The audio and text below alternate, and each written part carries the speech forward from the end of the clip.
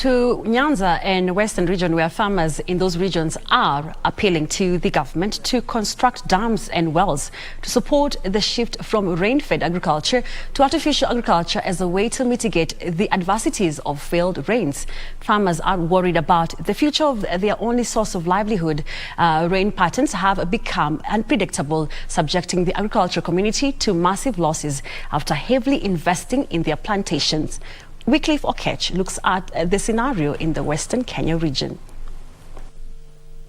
Counties forming the Western and Nyanza regions may not have been listed under the SL category except Migori and Homa Bay counties, but the amount of short rains currently being experienced in the regions varies from one county to another. For instance, in Kisii, Nyamira and Trans Nzoia counties, drought that is spreading wide in the country is only news to the residents who continue to receive rainfall. Sisi hapa Buria tuko vizuri, kamvua kananyesha kidogo kutoka nchi yetu ya jirani ya Uganda. Tunafanikiwa kupata hiyo mvua kutoka kwa nchi ya Uganda. Iko chakula kutoka mahali pengine, labda kama mahindi tunakula kuanzia Januari mpaka Januari tuko nayo. This has continuously sustained the farming activities, thus maintaining the flow of traditional food supplies to neighboring counties, although some quarters in Kisii County still needs relief supplies. Imanau natoa Nyangusu, Magena Rio Bonyo, lakini wakati tulikuwa tunaenda huko, gunia ilikuwa 1,500. Saa hii wenye wanalima sambani wameongeza, manau imefika 3,000. Lakini kuna shida zingine saa hizi, naona kuna watu wanasumbuka. Unga bei imeenda juu, mafuta bei juu, chakula yote inaenda bei juu.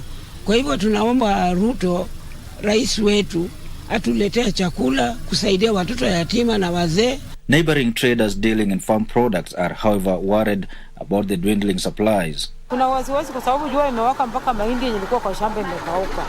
Dhani kulea kila mahali, kiangazi iko mahali. Away in the lakeside county of Kisumu, the situation is different, with the maize farmers counting losses.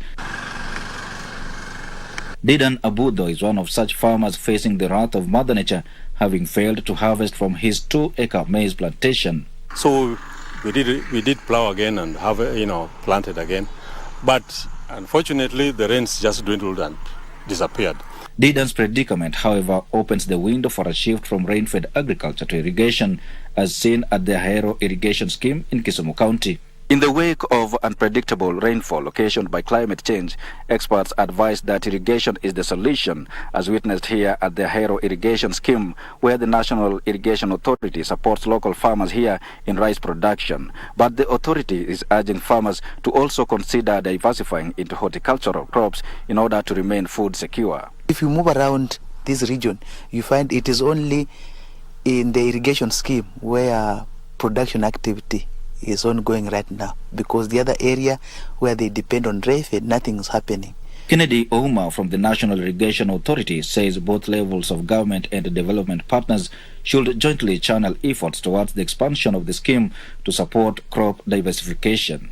Apart from rice, this area has a good potential for horticultural crop like the watermelon, tomatoes, and even vegetables. Mimi nilianza kupanda mboga mwaka wa 2012 wakati tulikuwa na ukame kidogo kidogo. Sasa nikaona nianze kulima sukuma.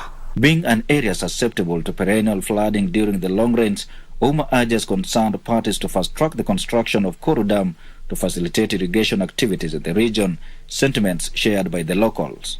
That one will also be able to reduce the cost of operation.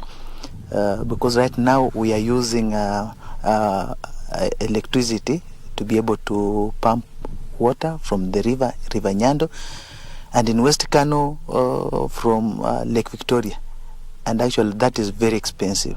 If you could identify areas where you can put dams and then pumps are placed, people can actually access dams zichimbwe, hali ya maji iweko, so that tutumie kitu kama irrigation kusaidia miradi ya agriculture.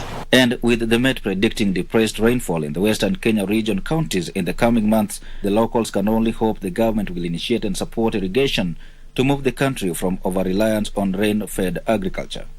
For Prime Edition, I am Wycliffe Okech.